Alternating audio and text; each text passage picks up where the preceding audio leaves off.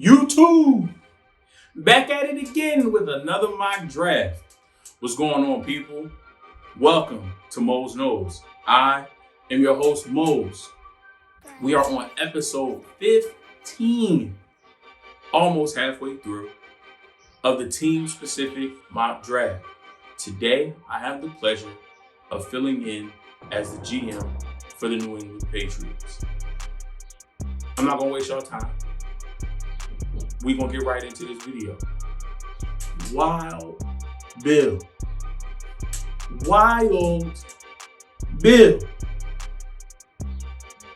You a wild boy, Bill.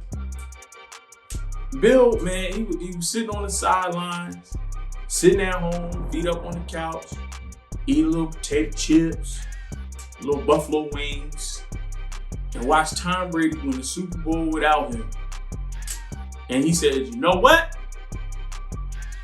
Not next season. Buffalo Bill said, you know what? I'm spending all the money. Spare no expense. We bringing in everybody. The Patriots spent more in the first 2 hours of free agency than I think they have in the past 10 years. I think that was the graphic that somebody put up. Like in the past 10 years, they spent somewhere close to $350 million on free agents. And in the first day or 2 days, they spent $240 million on free agents. Like, Bill was like, nope, spare no expense. It's not happening again. We getting back to greatness. I mean, we can go down the list. You brought back Cam. Then you said, Cam, you want weapons? I got you. Say less. Kendrick Bourne, Nelson Aguilar, Jonnu Smith, Hunter Henry, went out, traded for Trent Brown, brought him back, signed Devon Gottschall. Now we on the defensive side. Went out, got Devon Gottschall. Went out, got Matthew Judon. Went out, got Jalen Mills. Went out and brought Kyle Van Noy back. Went out and got Raekwon McMillan from the Raiders. Bill said, not again. Not again. Bill said, nope, this not happening. Went against the philosophy and spent all that money in free agency. So I'm not a Patriots fan. Y'all know this already. But I'm excited. I'm excited to see how he bring this team together with all the pieces that they added. It's going to be exciting. So now, one thing we know about the New England Patriots is, hold on, let me select my round, set it, my speed fast, and we're going to get it popping. One thing we know about the Patriots is they usually make the draft their toy. They're always moving up and down the draft board. I don't think there's been a time in the past maybe decade, maybe more, that the Patriots haven't been major movers and shakers in the draft. There's always been some type of draft day trade involving picks and moving around the draft board, you know, where the Patriots were involved.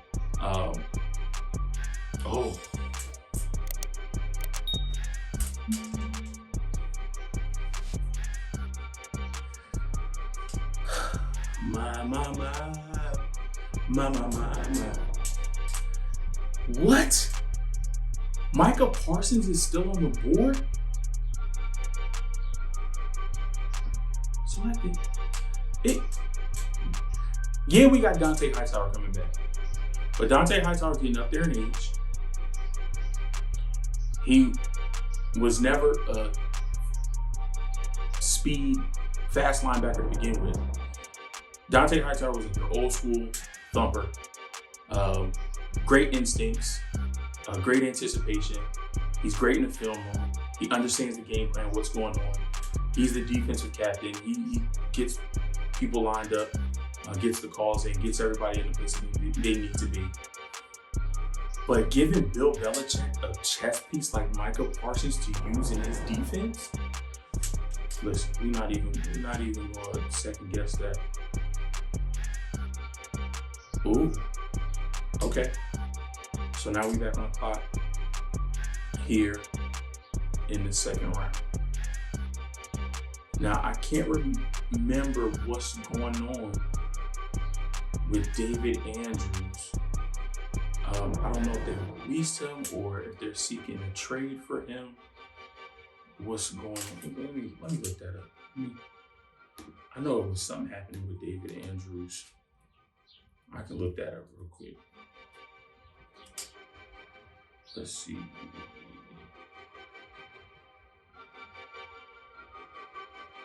Oh no, they re-signed him. Okay, so the Patriots are out of the center market.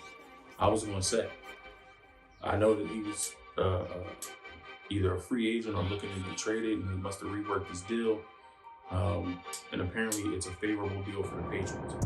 I was gonna say because we need to beef up this offensive line. After losing Joe Thuney and David Andrews. You got Creed Humphrey right here. He can slide right into that center position. We don't need a guard. We got Shaq Mason and Michael Onwenu. So we don't need a guard. I mean, we don't need a receiver, clearly. Quarterback, who's available here in the second round?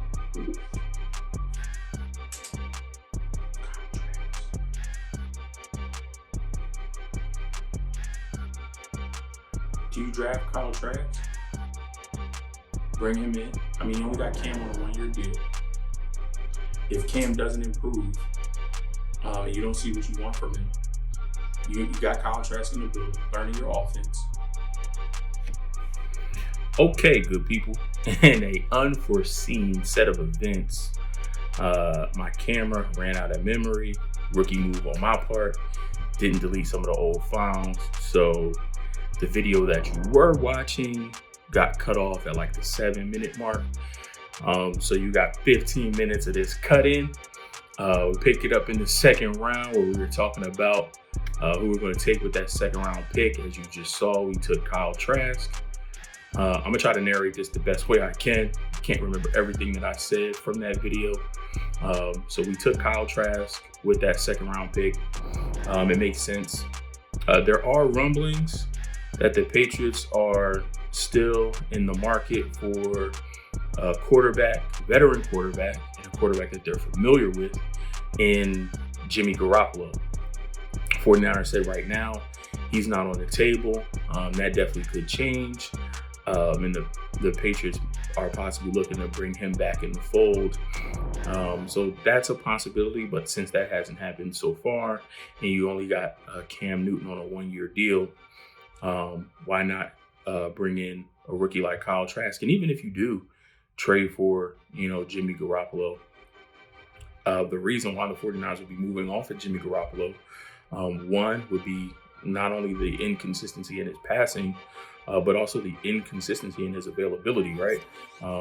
He was injured all of 2018 with a torn ACL, injured all of last year, most of last year, with high ankle sprains and other things of that nature. So that's why the 49ers are moving off of him. And if he continues that same pattern going back to New England, you got Jimmy there, you got Cam there, but you still have Kyle Trask waiting in the wings. Get him in the building, get him to learn the offense. You got your quarterback of the future. All right, so we're back up here in the third round. Pick number 96. Cornerback is in need. I think I know where we're going. This kid had a great pro day at Stanford.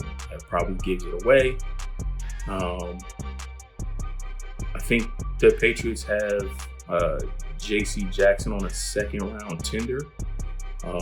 So if another team does offer him a contract, the Patriots either can match or can let him go and receive a second round pick from that team.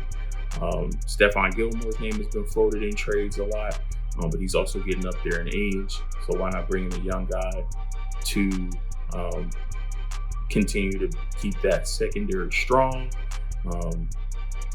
Bill's known for having one of the best defenses in the league. And I think you get this young guy in. He's smart, cerebral. has the physical abilities to play the position. And I think he'll come in and he'll catch on right away. So with the third round pick, Patriots select Parsons, corner out of Stanford. And we are waiting to our next pick. Now here, we're in the fourth round, I believe. Yeah. Fourth round, pick 120. And then we have pick 122. So in the first video that you saw, I mentioned how the Patriots use the draft board as their tool. They love to be aggressive when it comes to trading on draft day or draft weekend, moving up and down the board, gaining more picks for next year's draft. So with their first round pick, second round pick, third round pick, these two almost back-to-back picks in the fourth round, I foresee a lot of movement from the Patriots, nothing deviating from their norm that they like to do on draft day. As you know, this draft, we don't do any trades. So with that first pick here in the fourth round, 120, Patriots select Marvin Wilson, defensive tackle out of Florida State. And with that second pick, we go defense again, Talanoa Hufanga, safety out of USC. Back on the clock again in the fourth round here with pick 139. I'm telling you, all these picks close together, they can either add a lot of pieces or they can definitely do a lot of trading. They can move up to get more valuable players, or they can, move back to acquire more draft capital. If they want to add their draft capital for next year, they can do that. Tons and tons of possibilities here. At 139, let's see what we got. Oh, we went one of my favorite players in the draft. Okay. I really like that. Look, and that's probably why I decided to keep the first half of the video. Because I don't know if you guys can tell. I'm sure you can. You guys are smart. So I record myself, but then I also record the draft. So I screen capture the mock draft from my iPad, and then I'm recording myself with my camera, and then in edit I put both my recording and the screen capture together.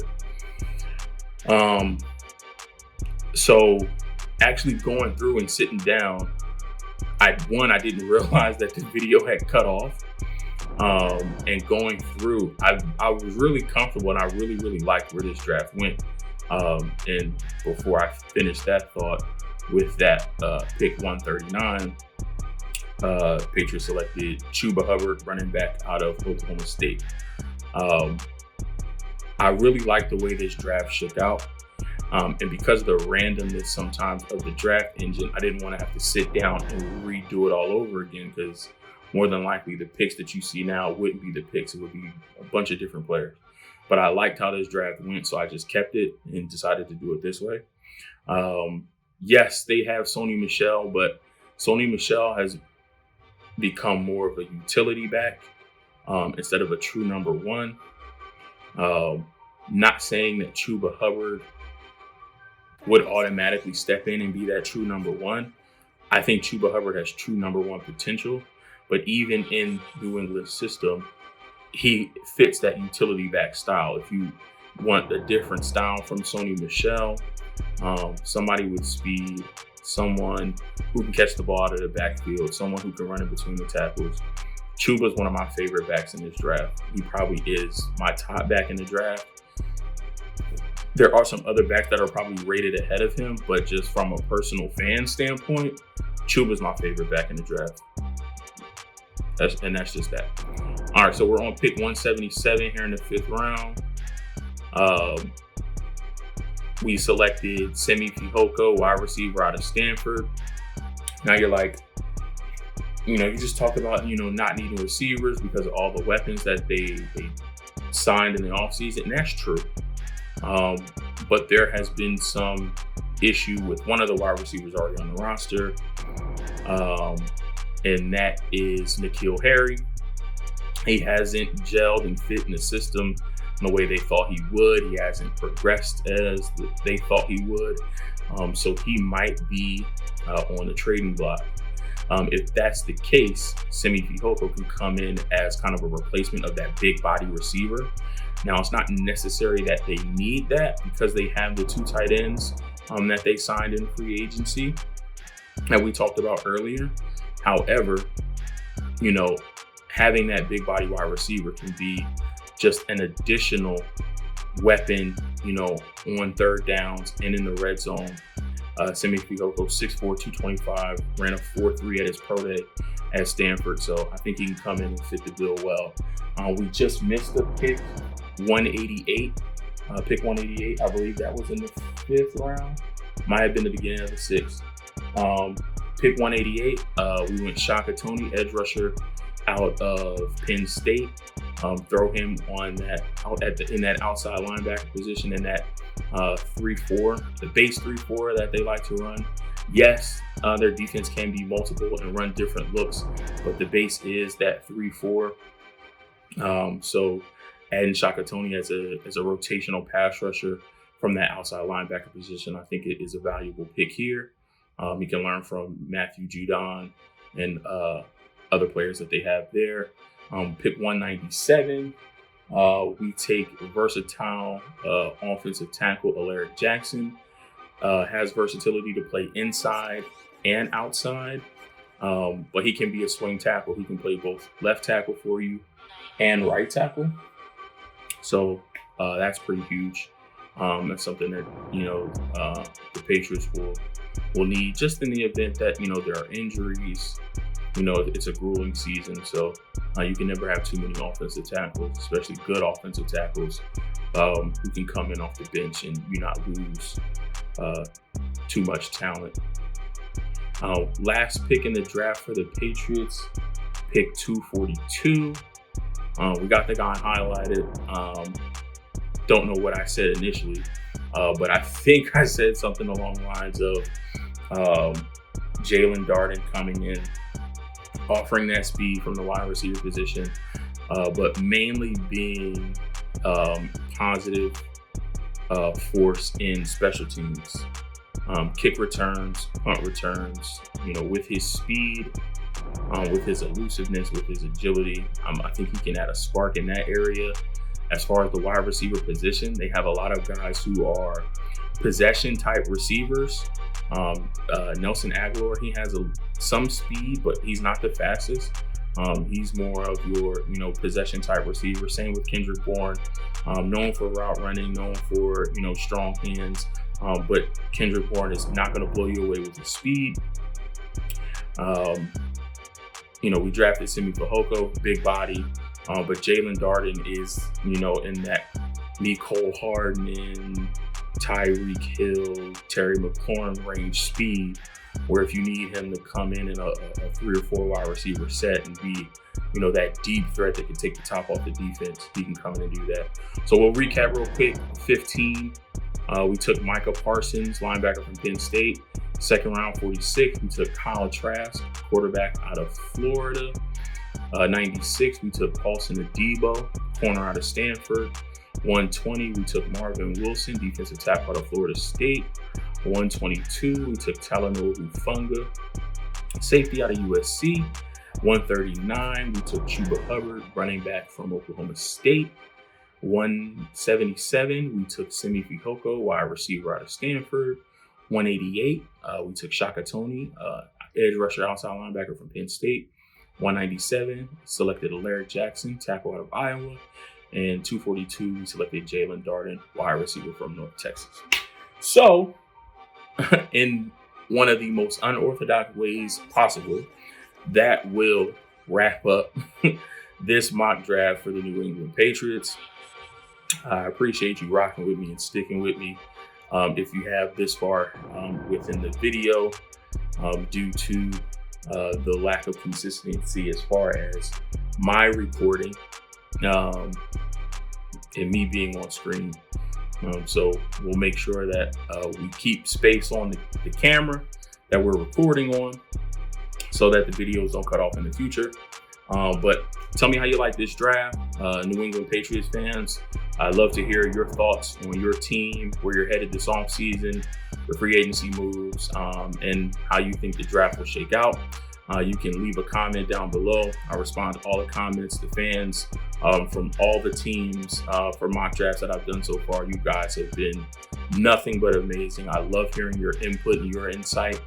You have better knowledge about your team than I do, so I love that interaction that we can have talking about your team. So leave a comment below, drop a like on this video. If you're new, I need you to do two things for me. I need you to hit that subscribe button, and then I need you to take another 2 seconds and hit that bell icon. That bell icon is going to give you notifications every time new content drops right here at Mose Knows. You can check me out on all my social medias. I have those linked down below as well. Facebook and Instagram and Twitter. Catch me on all those. And I appreciate you for taking time with Mose Knows. I'll catch you in the next episode. Peace.